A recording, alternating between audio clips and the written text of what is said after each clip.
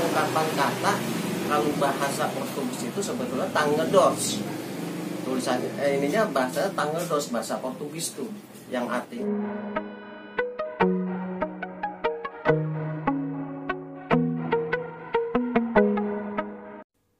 jangan lupa subscribe dan tekan tombol lonceng.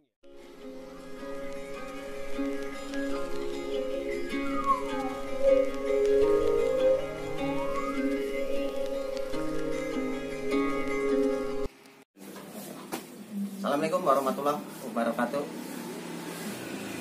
Cangcing Nyawabe, kenalin, saya Sofian Mardianta. Kalau orang-orang nyebut di kampung nih Sofian Tanji, karena saya punya grup Tanjidor, warisan dari biasa Babe almarhum. Saya ingin cerita sejarahnya tentang Tanjidor, ya, sejarah tentang Tanjidor dari dahulunya, kemudian sejarah Tanjidor berdirinya sanggarnya yang sekarang saya pimpin. Kalau Tanjidor sejarahnya dahulu itu ini berdasarkan cerita dari Babe almarhum, dari Engkong, ya. Itu dia punya cerita gini. Tanjidor itu memang ada sejak zaman penjajahan yang ada di Indonesia. Ya karena Engkong, ya itu Engkong Nyaat, dia lahir di tahun 1922. Kira-kira seperti itulah, 1922, karena dulu belum ada pencatatan akte, ya, belum ada pencatatan akte. 1922 itu ngukurnya dia punya anak berapa dalam setiap kelahirannya, ditarik mundur berapa tahun, sehingga ditemukan kira-kira kelahiran Engkong saya itu 1922. Dan itu pun beliau selalu mengingat hari kelahirannya saya itu, kata Engkong ya, hari kelahiran saya itu pas pada saat ada dibangunnya gudang air yang ada di depan Pasar Induk Ramat Jati. Nah, itu gudang air 1922 tuh dibangun. Nah, di situ kakek saya katanya tuh lahir. Gitu. Nah, kakek saya cerita Tanjidor itu dulu peninggalan dari bangsa Eropa. Ya, Tanjidor itu sebenarnya ungkapan kata kalau bahasa Portugis itu sebetulnya tangedors. Tulisan ininya bahasa tangedors, bahasa Portugis tuh yang artinya alat musik berdawai gitu. Cuma karena orang Betawi, orang pribumi dengernya itu Tanjidor gitu. Ya, jadi suatu alat musik berdawai dalam suatu kesatuan. Biasanya dahulu itu Tanjidor dimainkan pada saat upacara-upacara ketentaraan gitu, upacara baris berbaris nih, batalion gitu. Makanya lagunya itu lagu-lagu yang sifat itu lagu-lagu semangat tuh, lagu Mars itu macam-macam tuh. Ya, saya sendiri sudah hampir kehilangan beberapa lagu Mars gitu. Nah, dulu memang dimainkan oleh, menurut Engkong saya nih, karena Engkong saya itu belajar dari sebuah grup di daerah Kalisari, ya, masih dari satu wilayah juga di sini tuh, belajar sama grup Tanjidor yang dipimpin oleh Mandor Mining, ya. Adapun Mandor Mining itu adalah seorang mandor perkebunan pada saat itu. Yang tentunya yang namanya mandor jadi orang kepercayaan, ya, tuan tanah, ya, tuan tane gitu. Jadi Pak Mandor itu, Buyut Mandor itu dulu belajar secara otodidak, ya, oleh para serdadu tuh, orang-orang pribumi. Ya, jadi pada saat selain dimainkan pada saat upacara-upacara berbaris ketentaraan, tapi dimainkan juga pada saat jamuan-jamuan makan malam. Ya, jadi kalau ada kedatangan tamu kenegaraan dari negara Belanda ya, yang berkunjung di Indonesia, dikasih sajian jamuan makan malam, disambut dengan musik tanjidor gitu. Ya lagu-lagunya ya lagu-lagu yang biasa suka bisa dijadikan buat dansa gitu. Seperti lagu March Waltz tuh, ada lagu yang bisa dijadikan buat para surjati itu berdansa gitu. Dalam jamuan makan malam misalkan, nah orang-orang pribumi itu kan suka bantu-bantu para budak lah, bantu-bantu gitu. Nah mereka dengerin ya, diserap tuh ilmunya. Ya mungkin ada beberapa yang secara tidak langsung belajar dia, ya belajar bagaimana memainkannya, tapi tidak semua pribumi kan diperbolehkan pada saat itu. Ya, nah dan kebetulan Kumpi Mandor ini dulu orang yang namanya orang kepercayaan, akhirnya dia bisa memainkan alat musik tanjidor gitu. Kemudian barulah Kumpi Mandor Mining itu membentuk suatu grup. Ya, kalau dulu belum ada penamaan nama sanggar-sanggar seperti yang sekarang ini. Kalau dulu menurut cerita Engkong itu, siapa yang pemilik tanjidornya itu adalah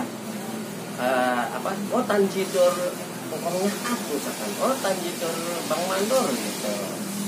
Ya, dulu memang masih banyak tanjidor itu masih banyak. Sepeninggalan bangsa penjajah yang dalam hal ini Belanda. Karena apa? Karena alat-alat musiknya itu nggak dibawa pergi sama beliau, sama orang-orang Eropa sana, ditinggal aja. Kemudian barulah digunakan oleh masyarakat pribumi. Ya kayak contohnya yang Engkong Buyut Mandor Mining itu langsung belajar terus memainkan alat tanjidor itu. Ya, sehingga terbentuk. Nah, Engkong saya bergabung di situ. Ya sekitar dia sih menurut informasi sekitar umur 10-15 tahun deh, dia mulai berkecimpung ikut gabung belajar bermain tanjidor. Ya kalau kelahiran 1922 ya, kalau sekitar 1932 sampai 35 Engkong itu mulai belajar tuh di situ. Ya, belajar memainkan alat musik tanjidor. Ya, Engkong saya itu namanya Engkongnya A. Ya, Engkongnya A. Nah, dari Mandor Niming itu turun ke anaknya Haji Risin. Ya, Engkong saya tuh masih tetap bergabung tuh sama grupnya Engkong Haji Risin. Masih satu sebagai anggota lah, katanya kita sebagai anggota Haji Risin. Gitu. Namun di dalam perjalanannya entah karena sesuatu hal gitu ya, sehingga Engkong saya bercita-cita ingin mendirikan grup sendiri, grup tanjidor sendiri gitu. Entah karena ada hal apalah ya, mungkin saya tidak bisa menjelaskan itu. Engkong saya membentuk pengen punya grup sendiri, grup tanjidor sendiri. Ya, Engkong saya tuh bercerita, nenek saya pun bercerita bahwasanya Engkong saya itu nyicil, beli alat-alatnya itu nyicil. Ya, dari mulai Engkong itu beli klarinet, karena Engkong saya itu mahir memainkan klarinet. Kalau orang Betawi bilangnya suling. Gitu. Nah, itu mulai dari dia beli klarinet, kemudian beli peralatan-peralatan yang lain, itu dia mulai ada semacam keinginan di sekitar tahun 1944 deh, ada keinginan pengen punya grup sendiri. Ya, sehingga kurang lebih 3-4 tahun ya Engkong saya tuh lengkap tuh punya alat musik semua, satu kesatuan tanjidor. Ya kurang lebih tahun 1948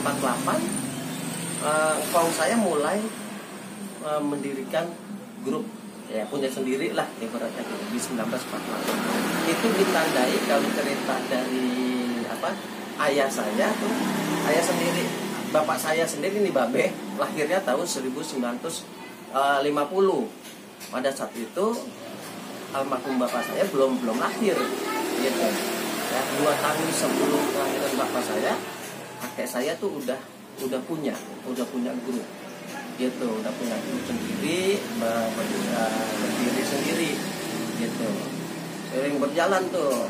Jadi ya syukur alhamdulillah ya, yang namanya acara Tanjidor ya, pada saat itu yang namanya Tanjidor kan kembali saya kalau cerita di awalnya, Tanjidor itu buat memeriahkan dulu.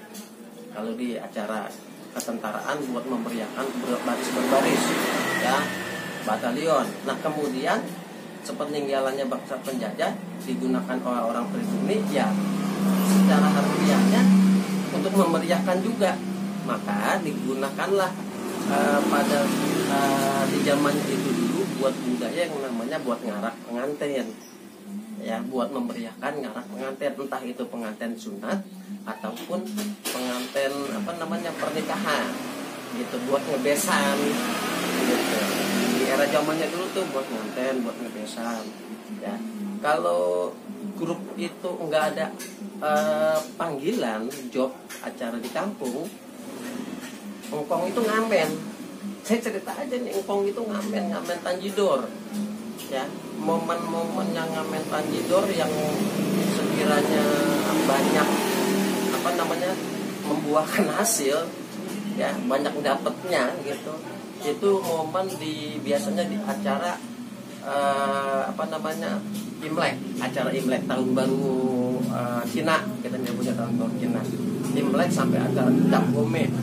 Jadi pada momen-momen itu biasanya semua grup Tanjidor entah dari manapun yang berada, dari Ciperot, dari Bekasi, dari Cigantung ini ataupun dari yang tempat yang lain, itu mereka semua berbondong-bondong ngamen ke wilayah yang masyarakatnya di situ banyak masyarakat Tionghoa, masyarakat Cina. Ya kalau di Jakarta ini di kota kan, itu ada di Petak 9 di sana, di Beos gitu. Nangkong saya itu berangkat ngamen ke sana dengan berjalan kaki, bayangkan. Ya. Saya belum mengukur sih berapa kilo dari Cijantung ke kota gitu. Bayangkan belum ada kendaraan, itu jalan kaki. Membawa peralatan Tanjidor itu dengan cara dipikul. Ya. Itu acara ngamennya bisa sampai 1 bulan bahkan lebih. Jadi nggak pulang ke sini, nggak pulang ke rumah gitu. Jadi di sana itu ngamen dari pintu ke pintu. Kalau malam nih capek lelah, mereka istirahat tidur. Tahu nggak tidurnya? Tidurnya biasanya suka di emper-emperan toko gitu. Mereka mandinya numpang mandi, biasanya numpang mandinya di tempat-tempat umum, bisa ada musola atau ada masjid-masjid yang ada di sana gitu. Bayang bisa 1 bulan lebih. Kalau cerita aku ngamen itu bisa 1 bulan lebih baru pulang. Karena memang engkong saya itu Tanjidor itu memang dijadikan mata pencarian, benar-benar mata pencarian. Nah udah 1 bulan lebih kalau acara dari ke kota, pulang ke daerahnya masing-masing dengan membawa hasil dari ngamen ya. Setelahnya itu mereka membawa jatuh ya, kalau misalkan nggak ada acara di kampung-kampung hajatan, ada yang bercocok tanam ya, menjadi kuli bertani, nanam padi, ada yang bikin anyaman bambu, bikin bakul, ada yang dagang dan berbagai macam usahanya selain pemerintah Tanjidor gitu. Nah ada jadi catatan khususnya, khusus buat yang menjadi sejarahnya Tanjidor itu. Akhirnya sekarang ini nggak pernah ngamen, karena di era tahun engkong saya itu pernah cerita, almarhum Babe punya cerita ya, itu Pak disebutnya Pak saya nggak tahu, belum tahu tuh jabatannya apa pada saat itu di pemerintahan. Pak Sudiro itu melarang ada pengamen-pengamen, ya diantaranya pengamen Tanjidor, nggak boleh tuh ngamen, gitu. Karena, nah kita bertanya, saya bertanya kenapa nggak boleh ngamen, gitu. Dasarnya apa? Kita kan mencari rezeki, kalau Batang Kong, kita kan mencari rezeki. Namun dijawab pada saat yang di saat itu yang memberikan kebijakan, nggak boleh ngamen itu karena tujuannya adalah ingin mengangkat harkat martabat seorang seniman Tanjidor, gitu. Ya, ngamen itu seakan-akan seperti mengemis, gitu. Jadi betul-betul itu dilarang. Kita dikasih pengertian tuh. Oh, itu dikasih pengertian enggak. Nah, kalau memang kita enggak boleh ngamen, kalau kata kita enggak boleh ngamen, lantas kita mau mencari nafkah dari mana, gitu.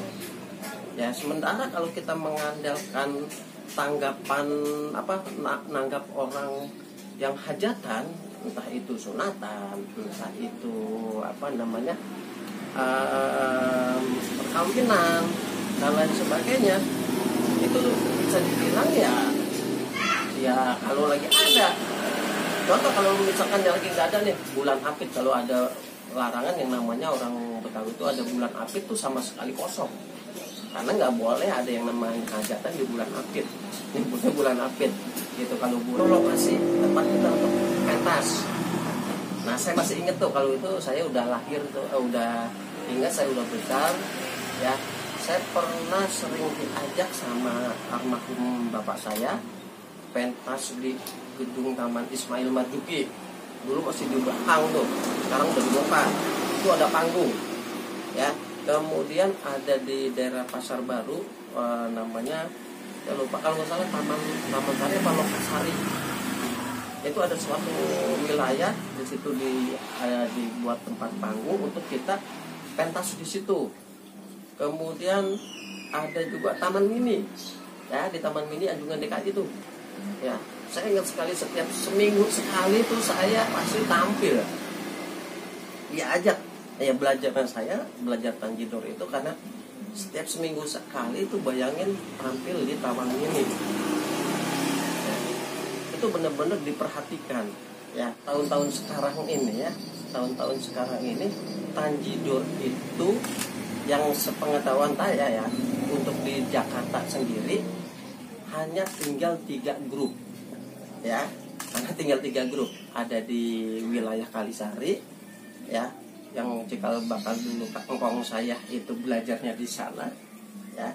Kemudian ada di Cijantung yang sekarang saya pimpin, dan satu lagi ada di Jagakarsa, ya, kebetulan sekarang dipimpin oleh anaknya Abang Minan tuh, gitu.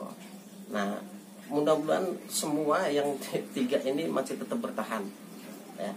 Ada satu lagi di wilayah Tangerang, ya, dulu dipimpin oleh almarhum Bapak Jabar, gitu, ya. Nah, tapi masih ada, dia masih berjalan. Nah, di tahun 99 ini Dinas Kebudayaan DKI mengadakan lomba festival musik Tanjidor dan ondel-ondel, ya. Dalam buku ini, kebetulan ini buku saya simpan, ya. Di sini terdapat, masih ada tahun 99 itu masih ada terdapat 11 grup Tanjidor yang daftar, ya. Ada 11 grup Tanjidor. Di sini ada grup Tanjidor, ada grup Tanjidor Sinar Jaya. Nah, Sinar Jaya dulu dipimpin oleh Bapak Epon dari kampung Manggerang. Kemudian ada Putra Mayang Sari di sini, Babi. Kemudian ada grup Pusaka Tiga Darah, yang di Kalisari, ya, Pusaka Tiga Darah. Kemudian ada Pusaka Jaya di Pondok Anggon, Pak Maun. Kemudian ada Karya Dharma, dan ada 11, ya. Itu dilombakan, ya. Alhamdulillah, ya, kita mendapatkan prestasi juga, dapat penghargaan juga. Ya, kebetulan pada tahun itu 2 tahun berturut-turut diadakan Festival Tanjidor. Ya, kita mendapat penghargaan juara ketiga dan juara kedua. Ya, nah itu masih banyak. Tanjidor itu masih bisa. Nah sekarang itu kalau boleh saya katakan, saya bisa cerita Tanjidor itu tinggal 3 di Jakarta. Itu kenapa? Ya, sebetulnya bukannya kita tidak mempersiapkan regenerasi, bukan. Ya, karena ini salah satu yang saya pemerhati itu karena faktor ekonomi. Ya, jadi kalau seorang pimpinan Tanjidor, atau bukan pimpinannya, kalau pimpinannya mungkin anaknya pasti diarahkan, dididik untuk menjadi seorang pemain Tanjidor. Tapi pemain Tanjidornya di luar dari pemimpin, biasanya dia tidak membuat regenerasi buat anaknya, karena berpatokan pada ya bapaknya aja. Kalau main Tanjidornya itu nggak bisa tiap hari. Ya kalau dia menjadi seorang pemain musik Tanjidor, kalau tiap hari bisa dia ngantongin uang buat belanja, mungkin semangatnya tinggi tuh. Ya, semangat anak-anak sekarang, udah gue nanti jadi pemain Tanjidor aja, gue bisa makan kok, gue bisa tiap hari dapat duit. Nah ini justru malah kebalikannya, karena jarang panggilan, orang tuanya nggak mau mendidik anaknya untuk menjadi pemain Tanjidor. Lebih baik udah lu kerja di pabrikan aja, kerja di pabrik, atau lu kerja di apalah, jadi kuli-kuli bangunan, karena setiap hari kerja. Jadi tidak ada regenerasinya gitu, karena faktor ekonomi. Saya melihatnya seperti itu. Almarhum Babe, ya, babe saya Mata, ya, bapak saya itu Mata bin Naat, ya. Kemudian engkong saya Naat bin Jaim, ya. Kalau grup Tanjidor yang sekarang saya pimpin itu, kalau saya boleh cerita ya, didirikan oleh engkong saya di kurang lebih tahun 1948-an udah mulai berdiri, ya.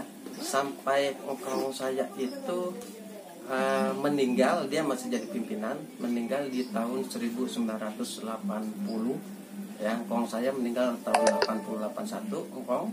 Kemudian diteruskan sama anak pertamanya engkong, namanya Boris Naat, ya, Boris Naat. Nah, Boris Naat nggak lama, cuma lebih kurang 4-5 tahun Boris Naat memimpin, ya. Karena Boris Naat itu meninggal dunia juga, diteruskan sama anaknya Udin Boris, ya, Udin bin Boris.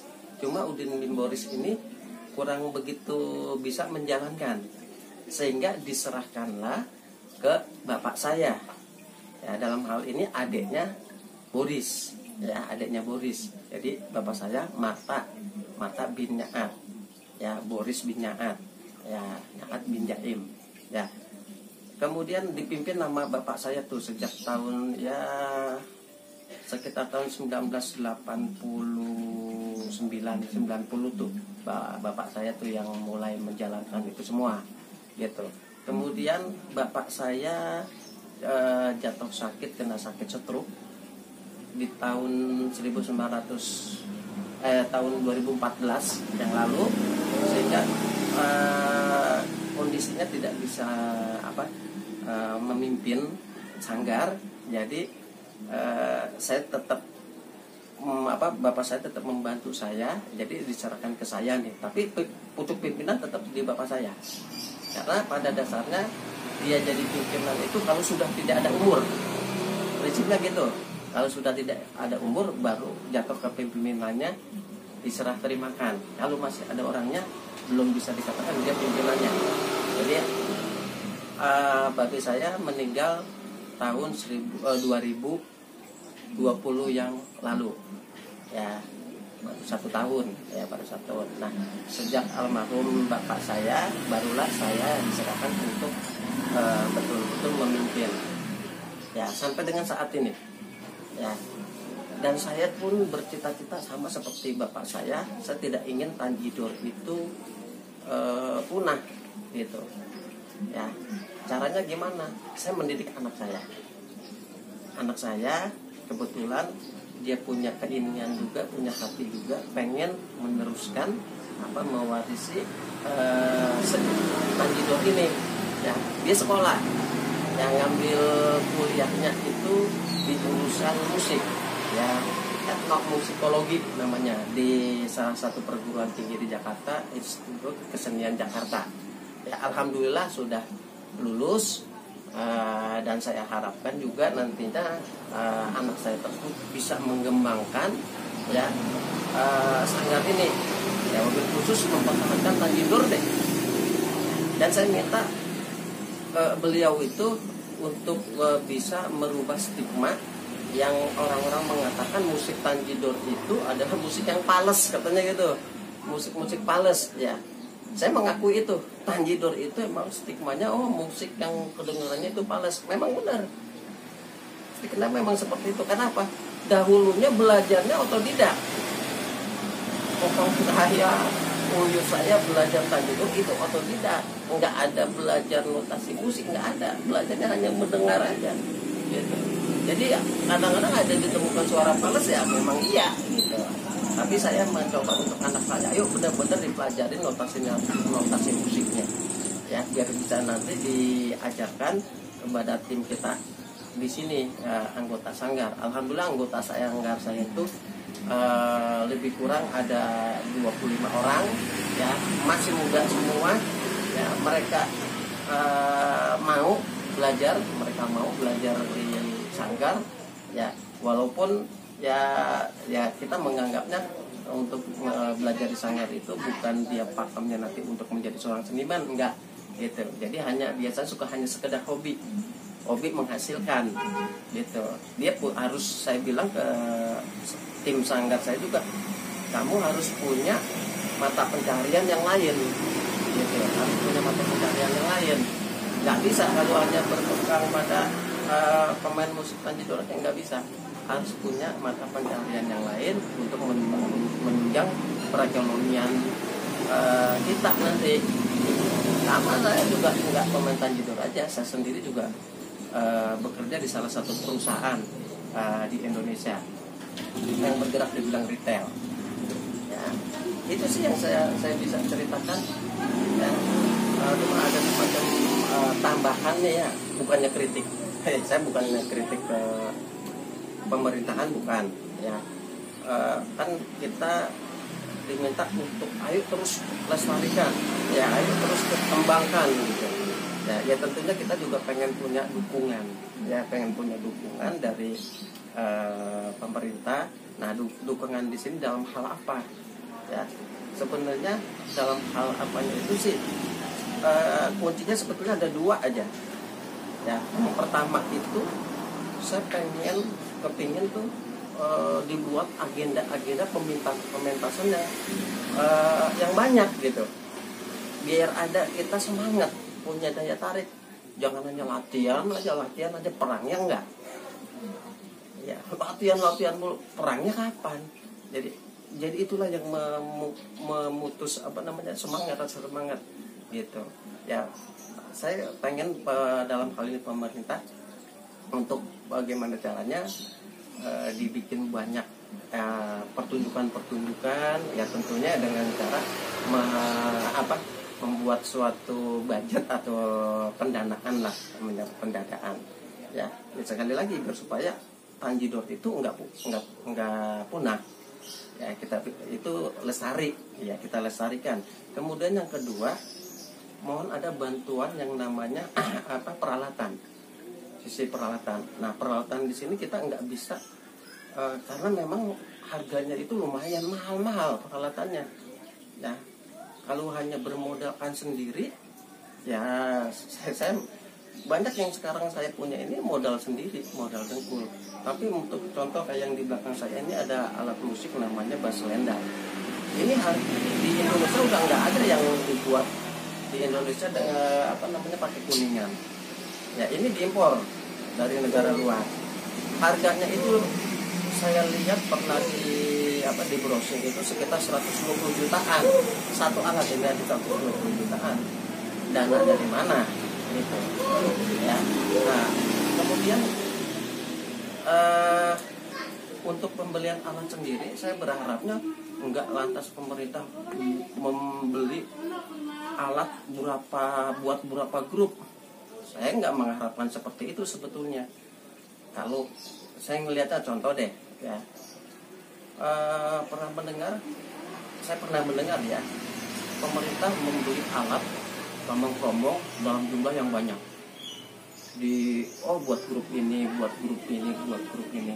Sekarang yang jadi pertanyaan saya ya, mereka bisa berkembang nggak?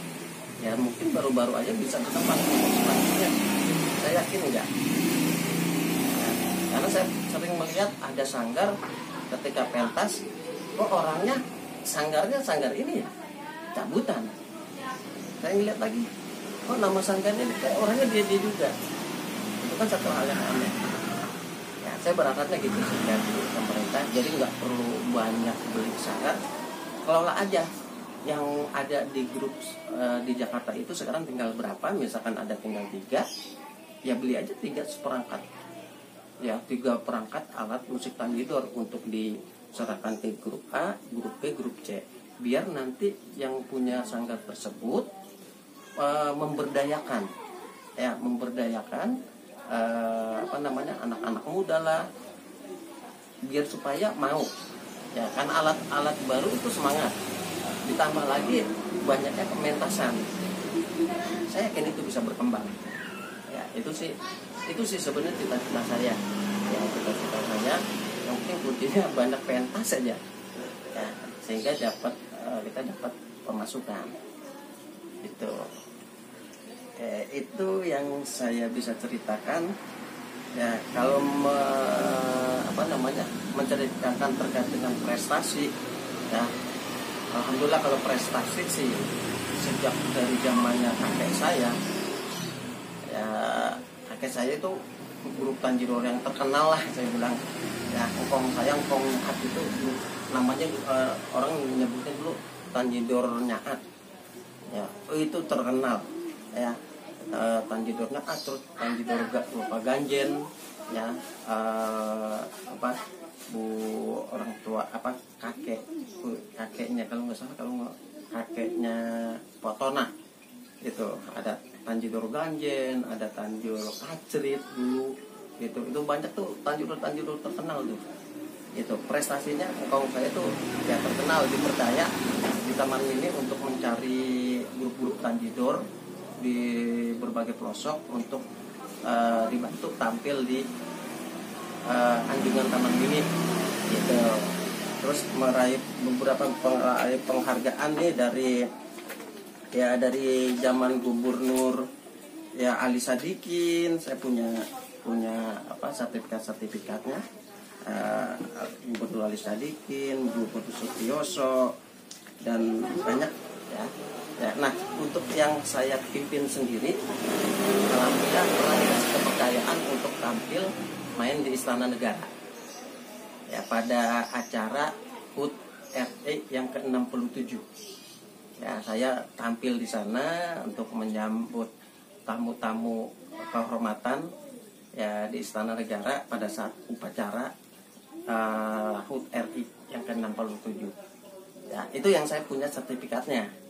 Sementara sebenarnya saya main di Istana Negara itu udah lebih kurang 3-4 kali grup saya.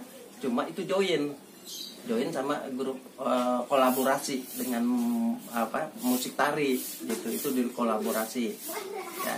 Tapi yang untuk main tanjidor sendiri itu 1 kali di ulang tahun RI yang ke-67 gitu.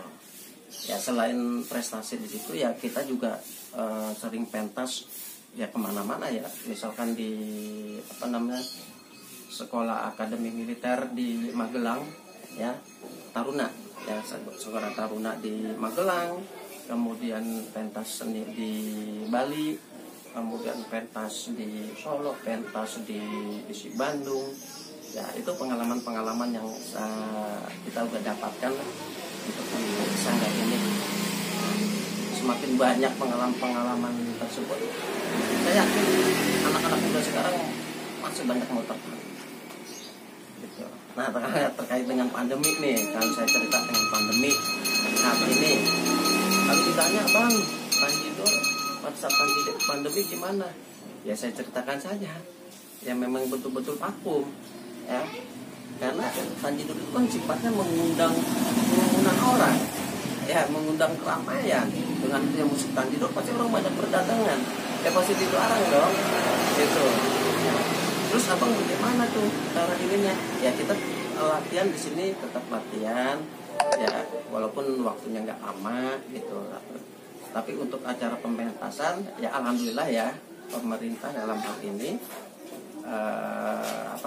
gubernur ada pemberian bantuan sosial, bansos ya, buat bansos ya buat para seniman. Walaupun ya nilainya nggak seberapa, tapi kita merasa bersyukurlah ada sumbangsinya.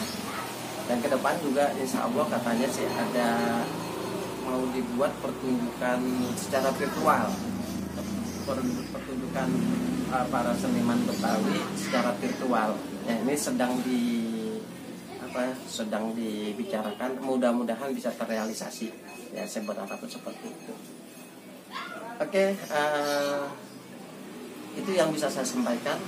Mudah-mudahan ini buat buat catatan sejarah ya, jangan sampai nggak punah. Oke, itu aja yang bisa saya ceritakan, kurang lebihnya mohon dimaafkan ya. Kalaupun nanti ada masukan-masukan, saya akan terima ya, mungkin ada pendapat-pendapat yang lain saya akan terima. Terima kasih. Wassalamualaikum warahmatullahi wabarakatuh.